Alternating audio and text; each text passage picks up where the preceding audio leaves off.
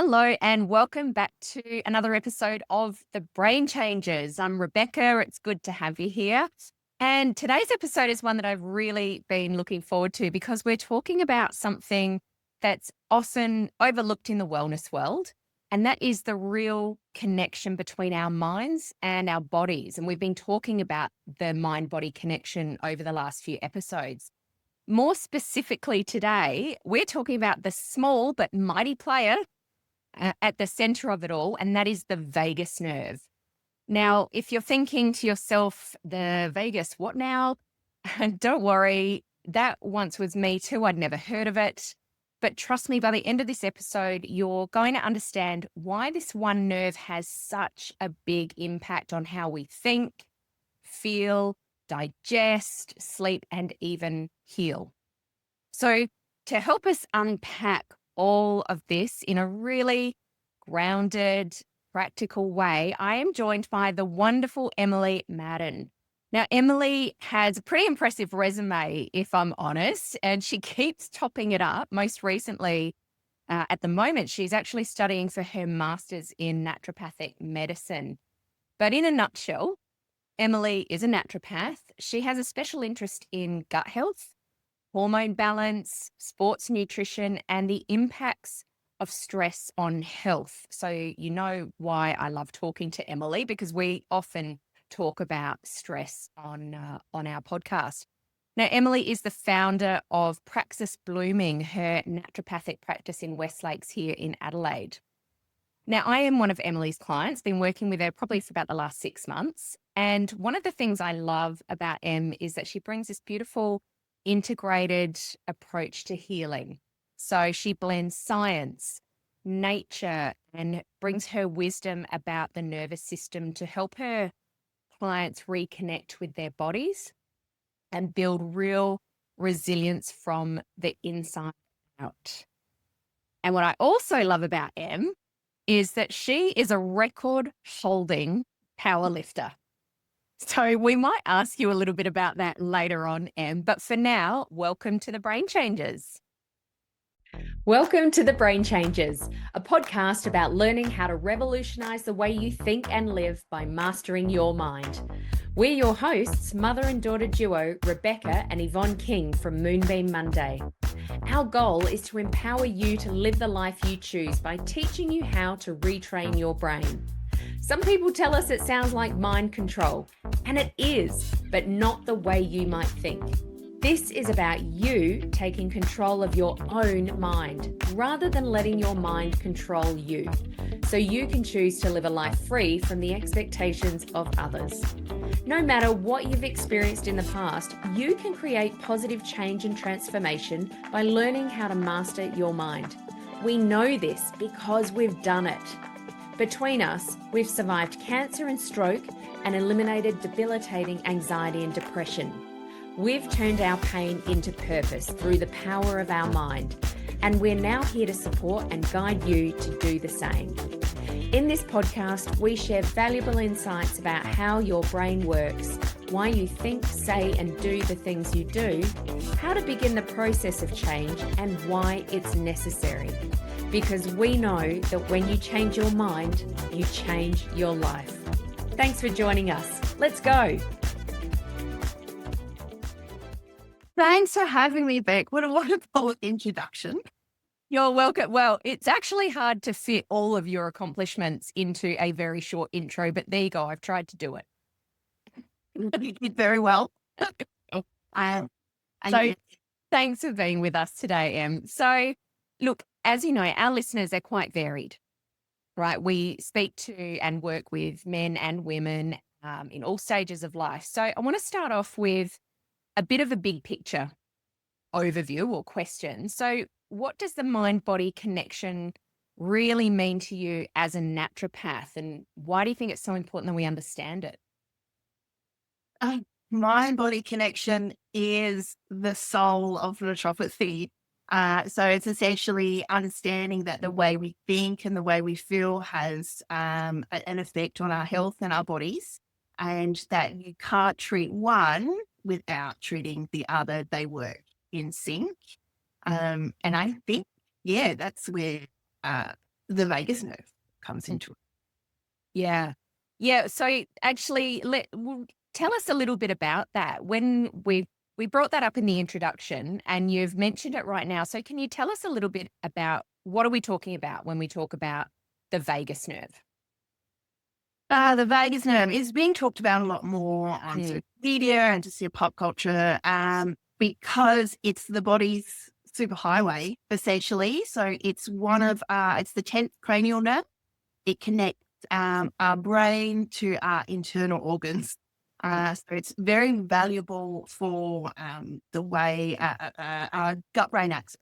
So that's also a term that's talked about a lot. So not only is it communicating our thoughts with our gut and our internal organs, in the reverse action, it's channeling messages from our gut to our brain as well.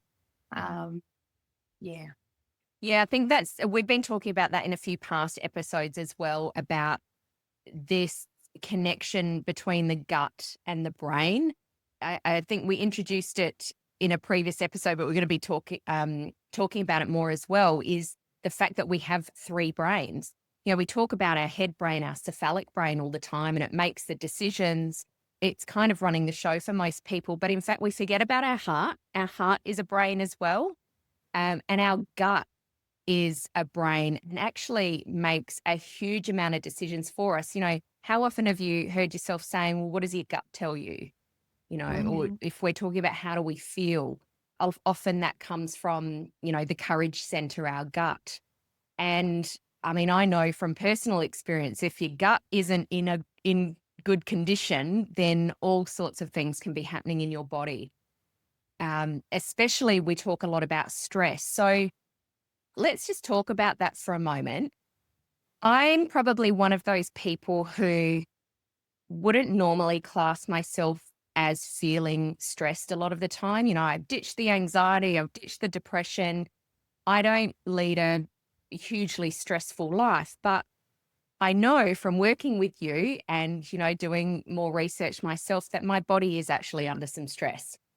Right. And I think a lot of us have a preconceived idea about what stress looks like and what it feels like, but it really depends on our interpretation. So, in your clinical experience, what are some of the most common signs that someone's body is carrying stress or emotional strain, even if they wouldn't necessarily say that they're feeling stressed? Oh, that word stress. I know. So we have eustress and distress. So stress in forms is actually good for the body. Distress is when the body's out of balance, and that looks different for everybody. And that can be formed from negative things and positive things. So a positive thing is too much exercise. A negative thing is eating poorly and not sleeping enough.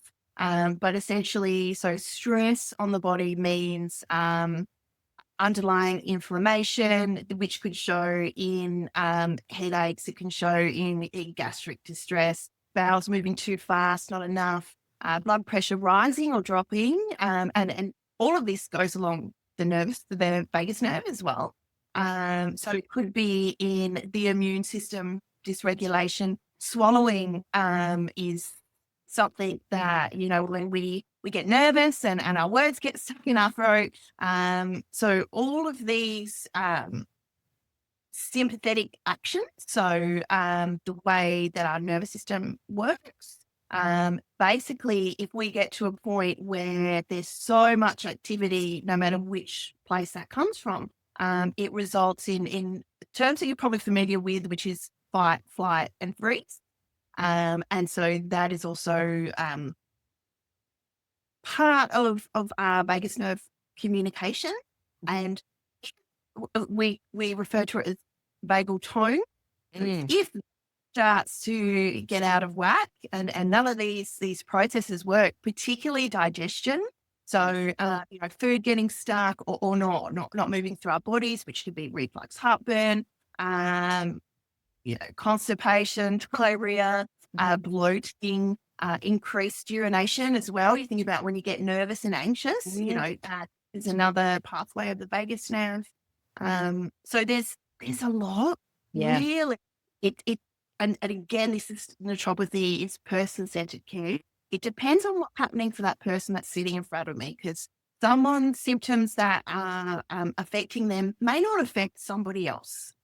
It all depends on, uh, are you into stress, and why? And we need to identify that cause. So, Yeah. I love that there's a few things that you mentioned there. I love that you're not a one size fits all. And I don't think, I mean, naturopathy, it sounds like, is not a one size fits all.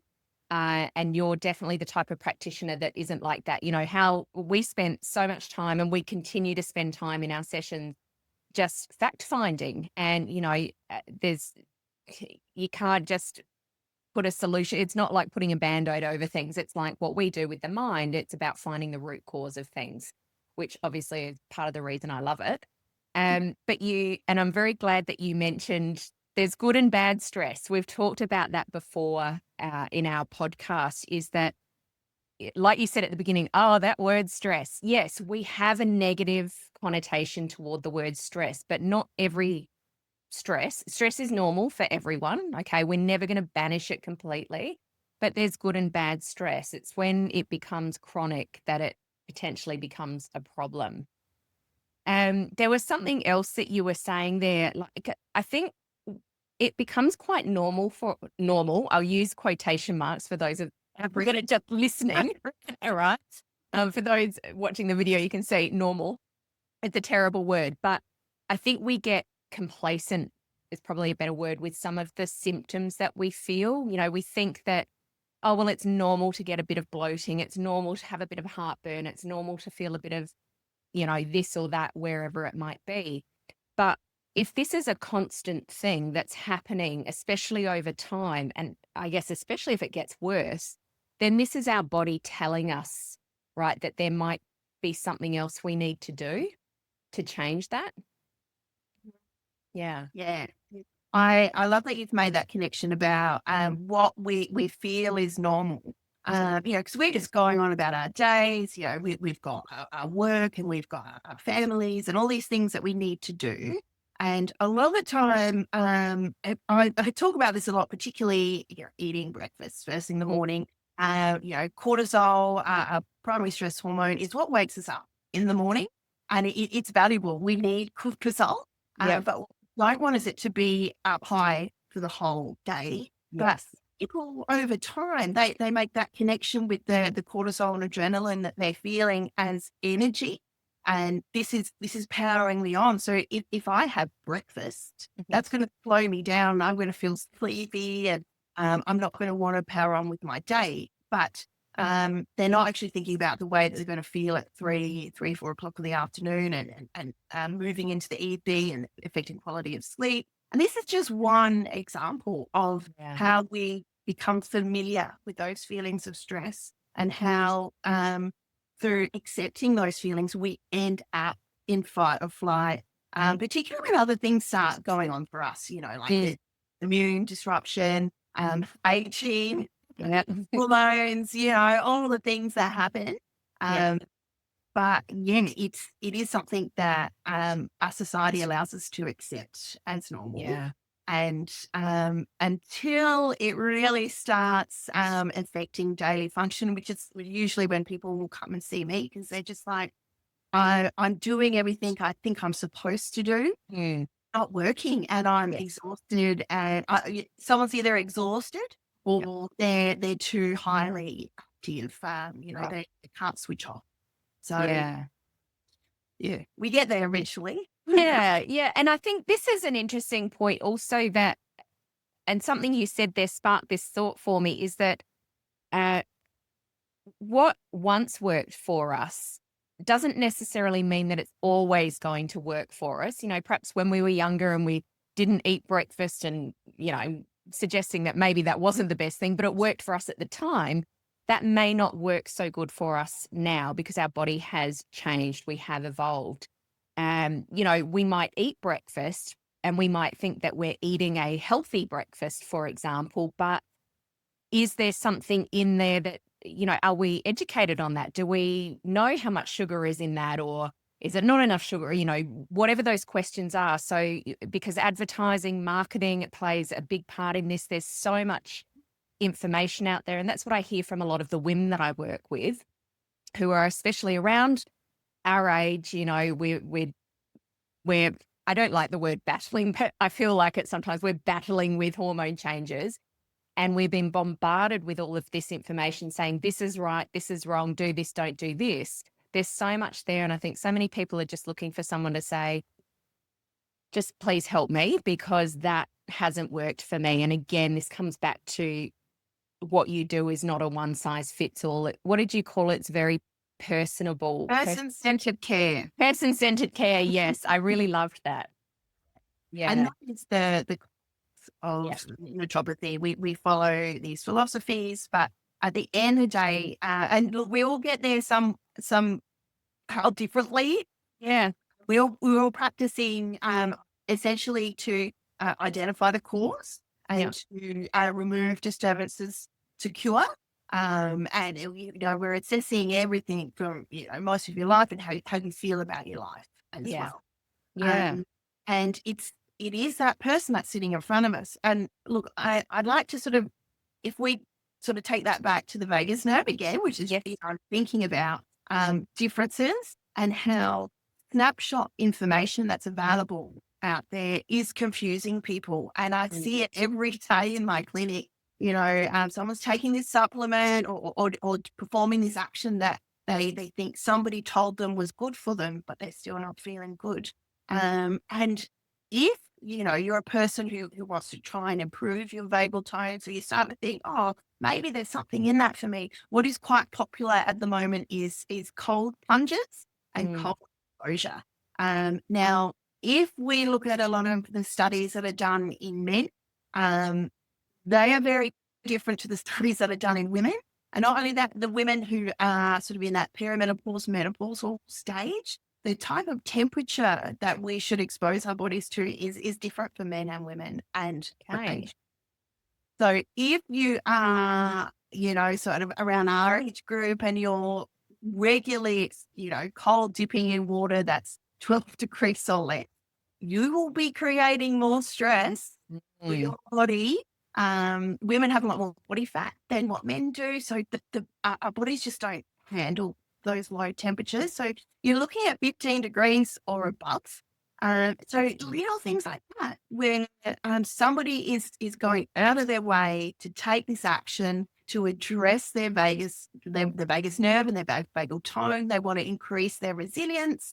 They want to, snap themselves out of fight or flight and find that rest and relaxation, but actually through doing that process, if the temperature, of the water is too low, it's going to be having the opposite effect. So, and that really depends on the person. Yeah. It's interesting that you said, and the words that you use there, snap yourself out of, but you said that fight or flight. And even that, as a neurolinguistics practitioner, obviously I listen to language a lot, and snapping ourselves out of something, or there was another word that came to mind there. But we actually want to, with our body and our mind, why don't we use the gentle approach? If we're pushing or forcing or just the word that I want isn't coming to my mind, of course, right now, but there's nothing wrong with doing this gently to ourselves, especially if we've been in whatever this state is for some time. What usually happens as well is when we snap ourselves into a different state or we make a radical change, it often doesn't stick either, does it? No. If we throw all of our toys out of the cot, we just change something completely. It's like those, I haven't been exercising for the last 5 years, but now I've made a decision. I'm going to go to the gym 5 mornings a week. I'm going to get up at 6 a.m., go to the gym 5 mornings a week. I'm going to eat healthy. We clear out our fridge and our pantry and we buy all this new food. And, 2-3 weeks later, if we're lucky, we're back to old habits, because snapping ourselves out, making radical shifts, it's not the way to make lasting change, is it? Whether it be with your brain or your body. Not at all. And you're absolutely right. And I think sometimes when people come to see me, they expect they're going to leave after one session with that radical change. That's Wouldn't that be nice? oh, it would be so nice. But we tend to work through, 3 or 4 consults really before we have the crux of it. And when I say snap out, I guess I'm thinking of cold plunge because that Yeah. feels a bit snappy.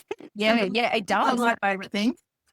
Me neither. And it doesn't have to be that extreme. You're exactly right. You don't have to change everything in your life in one day. I always talk about making one change, Yeah. and it's a change that you weren't doing yesterday. It's something you weren't doing yesterday. So, nutrition. We talk about increasing protein because it's good for so many processes in the body Yeah. for overall health. And we may not hit optimal protein after one consult, but the fact that the awareness level has increased and you're thinking, oh, maybe I'll add a yogurt or an egg, or again, depending on the person who's sitting in front of me, what they enjoy, Yeah. what's part of their life, are there any allergies and tolerances? Have to consider all of that as well. It's usually just one thing, and if you can increase that one thing and make it consistent and do it for the rest of your life, that's going to support you for the rest of your life, not just, Yeah. an 8-week challenge.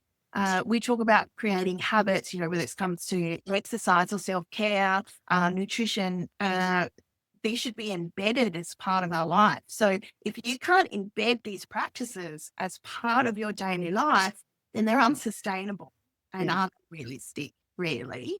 So yeah, I love that you talked about that because change is a massive part of what I do. Yeah. Being receptive to change. I feel like a lot of people will come and see me for confirmation that what they're doing is right, and somebody else has somehow has got it wrong. Yeah. Uh, and so it's really hard to have those conversations when you say, well, actually, I love that you're trying to exercise, or you're doing these cold plunges, or you're taking these supplements. But I actually think some of that behavior is part of our disturbance to cure that we have to regulate or remove for a short amount of time. Yeah. So, not everything is good for everybody all the time. Yeah. I love that. Action's important. Yeah. Interesting and you mentioned this earlier as well with regards to exercise. I think look, we know that moving our body, whether you call it exercise, movement, whatever it might be, is good for us, right? We are meant to move. No. Living a stagnant lifestyle does not support us. But I think often we think of exercise as huffing and puffing and, going to the gym and running and all of these things like that get our heart rate up. And some of these we do because we love doing them. Some of them are good for us, but especially as we age, again, we've said things change. What once worked for us, perhaps in our 20s, may not be so good for us now. And you related stress to that exercise. And I think that's something that again comes up, especially with women who listen to this around our age and they're perhaps put a little bit of weight on um, they're still going and huffing and puffing at the gym, but perhaps it's putting more stress on them than is good for them. And I know that I've talked to you about this because, of course, I love to ride, right? I'm a cyclist. But there came a point last year where I felt that the long distances and riding in the hills and that were actually having a detrimental effect on my body. So can you just tell us a little bit about perhaps what might be happening if I don't, it's not that we're not doing the right exercise, but maybe what's happening there if we're still following a really cardio high exercise routine? We put too much emphasis on the exercise itself and not enough on the recovery from the exercise. So Right. the exercise you do is only beneficial if you recover well from it. Okay. So we are so used, particularly women, particularly our age group that has grown up through generations of restriction is good, and not eating, and every again another buzzword on social media, fasting. Mm. People, oh, if I don't eat, it's good for me. But then we ask these massive tasks of our bodies, whether it's cycling through the hills or powerlifting with heavy weights, or even just getting the kids to and from school. And it looks different for everybody. But Yeah. if we constantly are depleting our body and we're not putting that nutrition back in, that's going to affect our neurotransmitters, our hormones, our muscles, our bone, and particularly as we enter age groups where our hormones are playing a little roller coaster and eventually depleting, we're losing the ability to maintain muscle, bone, neurotransmitters anyway, and particularly gut health. The vaginal microbiome is being talked about a lot more as well. Even they're starting to talk about a brain microbiome, which is it's a new sort of term that's not really confirmed yet. But look, there's a lot to say about replenishing your body. And replenishing your body is replenishing energy, but also food and nutrition, and making sure we're getting enough, not being in that constant deficit. It's just, and with exercise, you may still be putting that food back in your body. But if I mean, in that fight and flight starting to happen and digestion's not going so well, and absorption, like we talk a lot about, the food that we make in meal prep and, I'm eating this amount of protein, but how much are you actually absorbing? Yes. No, we've got to look at that as well. Are you eliminating toxins? I'm not big. I don't talk about, we don't do detoxes, nothing that you'll find on social media, but we need to give our body rest and tools to be able to detoxify itself. And it just gets a little bit harder as we get older. So that shift in our particular our blood sugar regulation, our energy, our mindset, our sleep quality, sleep gets harder as well. So all of these factors come into play. And yeah, you're right. We just can't burn the candle at both ends anymore. It will catch up to us. It does, doesn't it? It's in autoimmune conditions. Right. So, Okay. There's one thing that you said there reminded me of a conversation we had, and that's one reason that I love working with you in particular, is that it's not about elimination, it's about inclusion. So rather than eliminating things from our diet or lifestyle, it's about including the things that are, when I say good for us, like supporting us, I guess is the best way I can explain that. yeah, the biggest thing actually on that at the moment is gluten. So he thinks, gluten is bad, bad, bad. And so they remove all grains from their diet. But what we're forgetting is that grains are really good for our gastrointestinal microbiome. And when you remove an entire food group, if you don't have a medical, a physiological reason why you need to remove that, you create a lot of issues without getting benefits, because you didn't really need those benefits in the first place. But yeah, now not everything is good for everybody, and removing whole food groups that restrict our lifestyle and our eating is not always a good thing. Yeah. Okay. You mentioned sleep in there. And so just again, going back to the vagus nerve, why, and we've sort of touched on this, but why is it such a big deal when it comes to how we digest, our sleep, how our body heals, and even connecting with other people as well? Yeah. Social connection is massive in health, particularly as we age. With the vagus nerve, it's about telling our body that it's safe to switch off. So we want to go into our parasympathetic nervous system.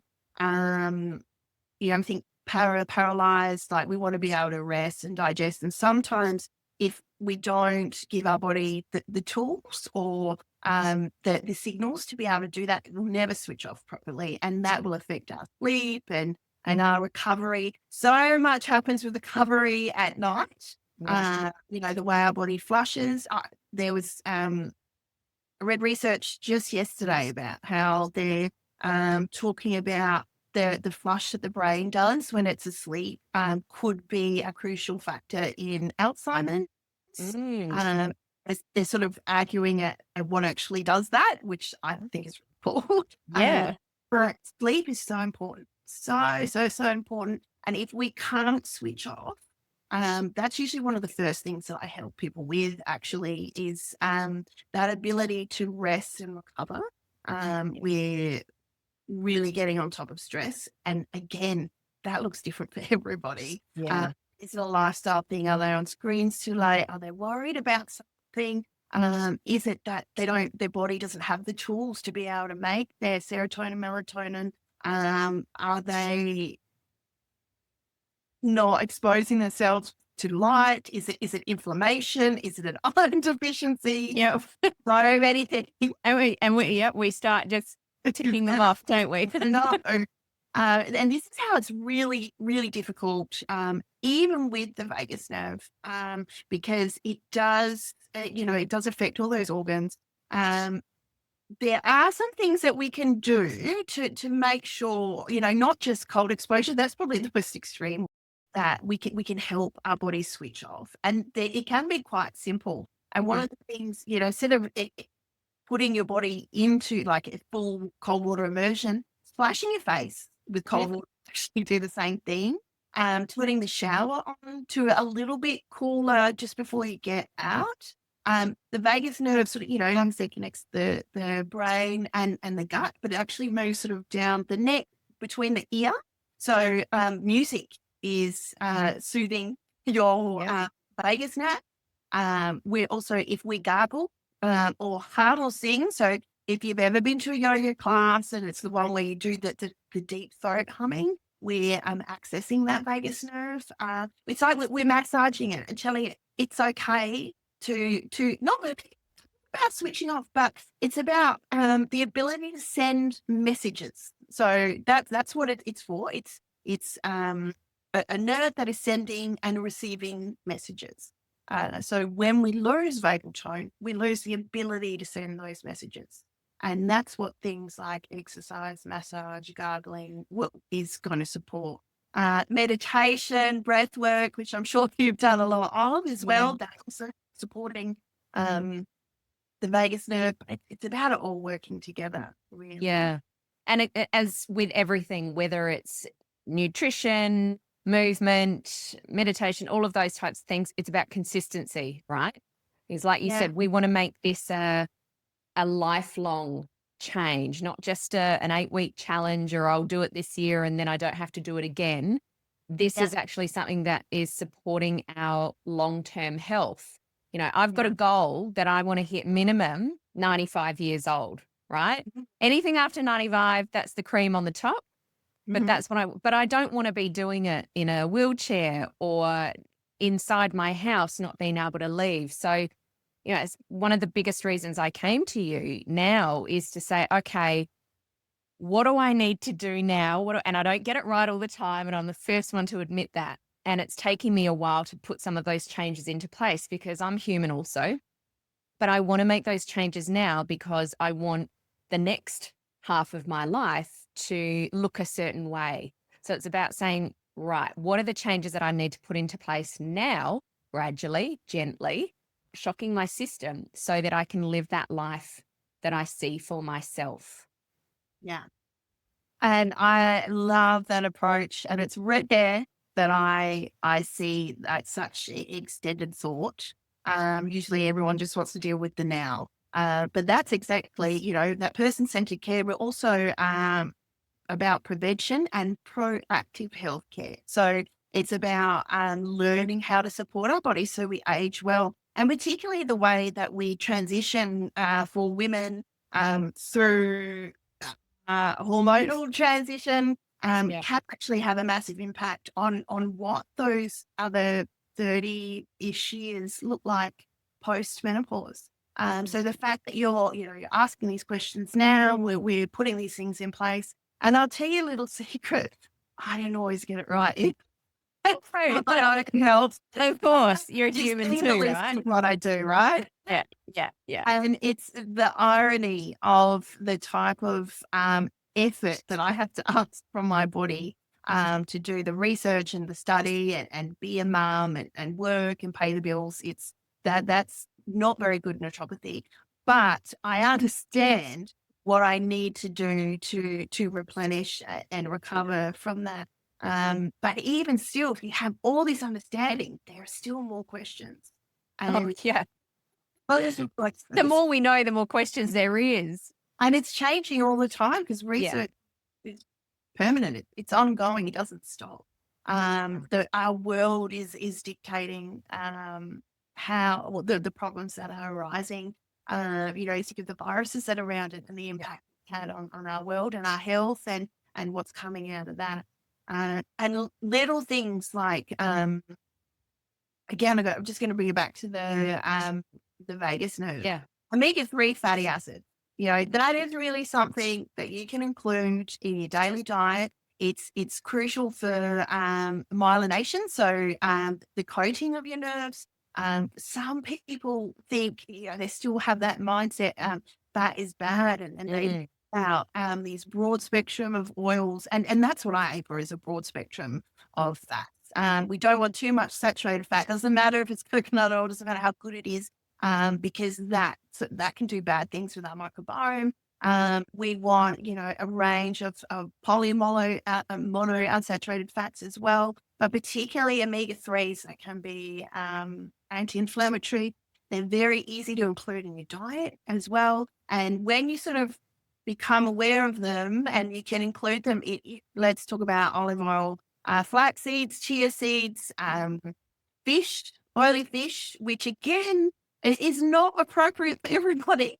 Yeah. If there's heavy metals, depending what we're doing Yeah. there, we might want to use plant-based omegas as well. Depends on what's happening for that person. But, one little thing like making sure that you enjoy a broad spectrum of oils and particularly focusing on omega-3s can make a huge difference.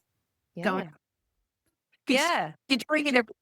Yeah, and like you say, one thing at a time. And that's one thing that I've done this week is after seeing you on Monday, I'm having a protein smoothie in the morning. I've added flaxseed to it. I've done one little thing. That'll be my thing for the week. I'll build the habit.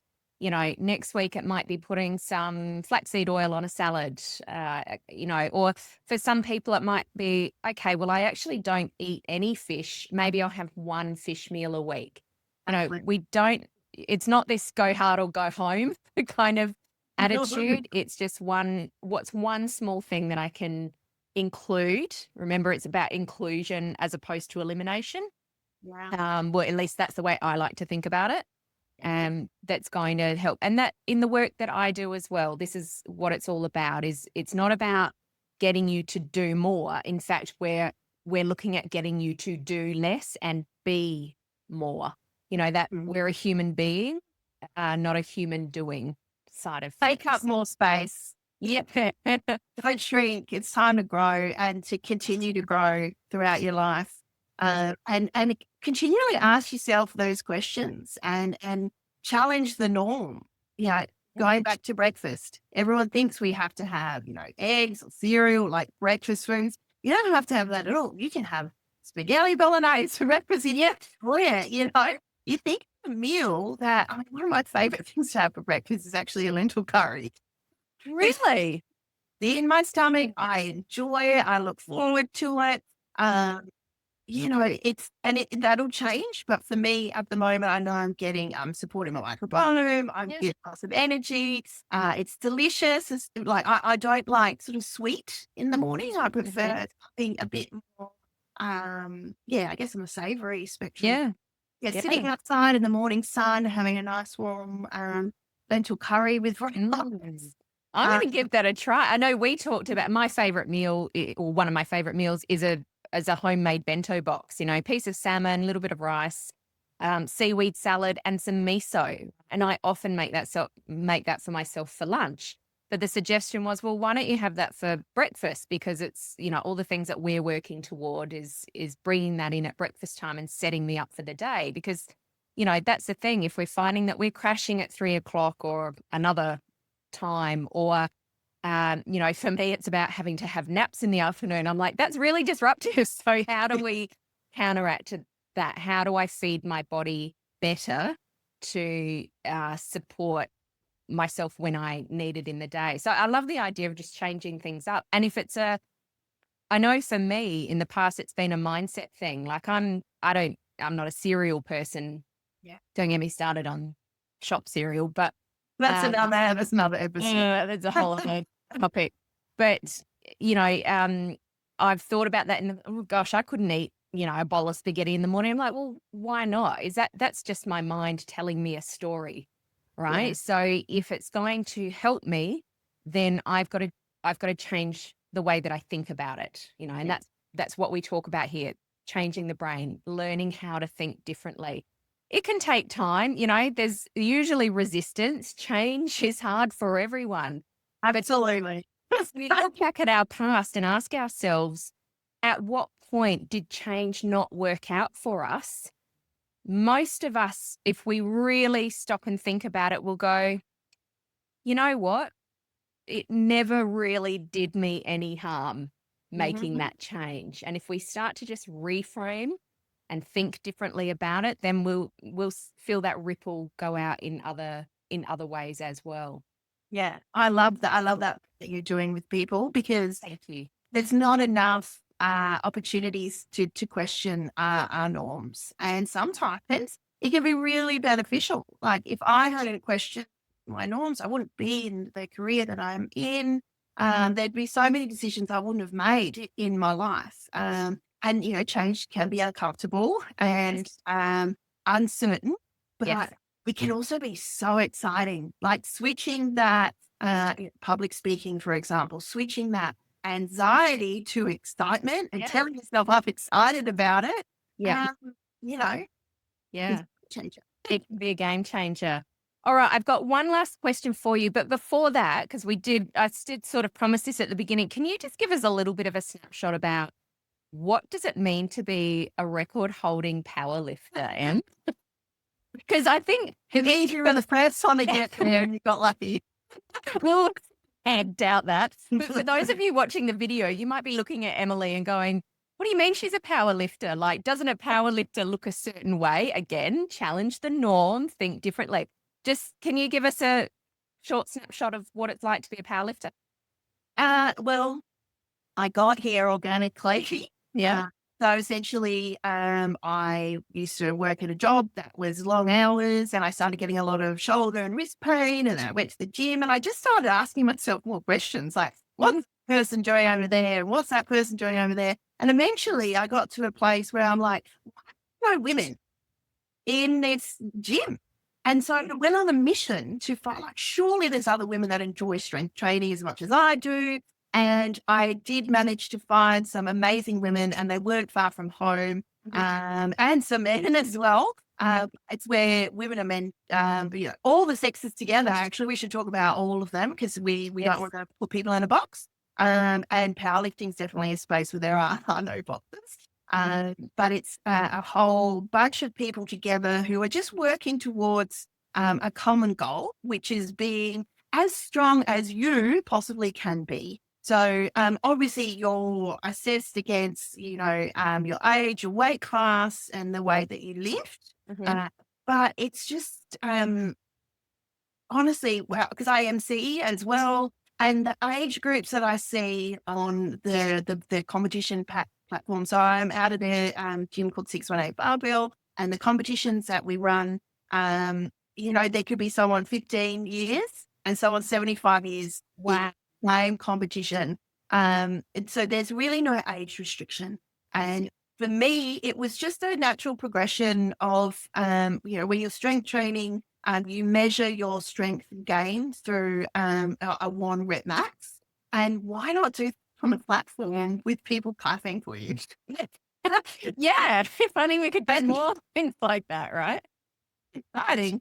And, it's led to me becoming a national referee. So I'll be heading to Queensland, Brisbane in August Wow. for an intensive few days, usually nearly 400 people. Like that's how big powerlifting can be. Yeah. Um, I'm very proud of my powerlifting achievements. I'm not competing at the moment because there's so much else on, but I do still train in a powerlifting style because I feel like it's It covers all the big compound lifts and with some accessories. It keeps me interested. Mhm. And it's easy to modify. I have a coach who does all that for me. So Jack Carissa, she's amazing. Yep. Uh, she's been supporting me for a long time.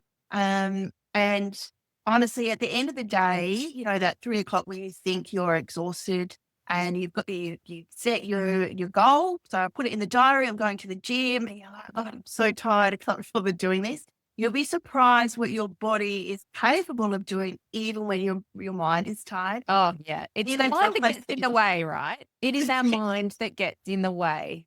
absolutely, and it's just become part of my life. So, Love that. whilst I'm not, so I have different goals. I set a goal of doing a banding squat, and that's actually what got me the world record. Well, it will be a full world records, which was surpassed really quickly. But that's fine. We don't, no, we've cut that bit out. We just stick with I've got 4 world records. But that's it. The You bunch of nationals, and Yeah. it's the people bring me back and the connection. Uh-huh. But yeah, so Thank you for sharing that. And you post things on socials from time to time. It's pretty impressive to watch. So I just wanted to share a little bit of you personally with our audience because it's pretty impressive. And any of us can do anything that we want to. I might sit here going, "Oh my goodness, I could never be a powerlifter. I could never do what you do." Well, not straight away, of course. I don't know what you lift, but it looks like a lot. it's a lot. But it's like anything, we can train ourselves, we can train our body, we can train our minds. Mhm. It's about that consistency. It's about putting Absolutely. ourselves in a position where we might feel uncomfortable. Well, I'm just going to say we are going to feel uncomfortable to begin with, right? Coming to see you, making changes in my nutrition, my movement, even my mindset around health. Yeah, it was uncomfortable, still is from time to time, but again, we've got to look at our why. We've got to look at for what purpose. It's my favorite question. For Yeah. what purpose am I doing this? Anything can be possible if it's something that we actually want. We Mhm. simply need the right guidance. You said you have a coach. You're my health coach. I coach people with their mind. So, it's about having that support as well. So let's just wrap this up, Em. If you could leave our listeners with one simple message, and I know there could be a lot, but one simple message about the mind body connection, what would you love them to remember?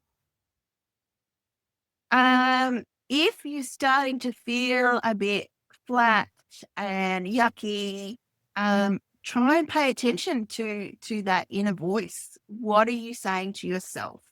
Is there a lot of I must do this, I need to do this, I'm doing this for other people, why aren't they thanking me? Mm. We really got to start questioning why we're doing what we're doing. Because some people will never really question that, and they will just continually get to a point of burnout because we're just not paying attention to that inner voice. And look, if you're not sure how to listen to it, then like the example you gave, seek a professional who does this as a job to help coach you and guide you. Yeah, I have a powerlifting coach. I have academic supervisors. Yep. There's always somebody near me who's helping me with my thoughts. It's not about what I know. It's about learning to open your mind, be a critical thinker, and question. Maybe there's something I could change, and maybe it's about time I started to listen to that inner voice because it can bring you great happiness. It can, can't it? I Mhm. love that. That is such great advice, and it goes perfectly with everything we talk about here on the Brain Changes. Uh, you know, being more mindful, having more presence, asking more questions, opening up that critical thinking, rather than just doing what we've always done or what everybody else says we've done, or staying in our comfort zone, as we call it. So I love that. Thank you so much. So much gold in this conversation today. Emily, if people are looking to work with you, your practice is called Praxis Blooming. You're located in West Lakes in South Australia here. And we will put all of your details in the show notes as well, if Great. people are wanting to catch up with you.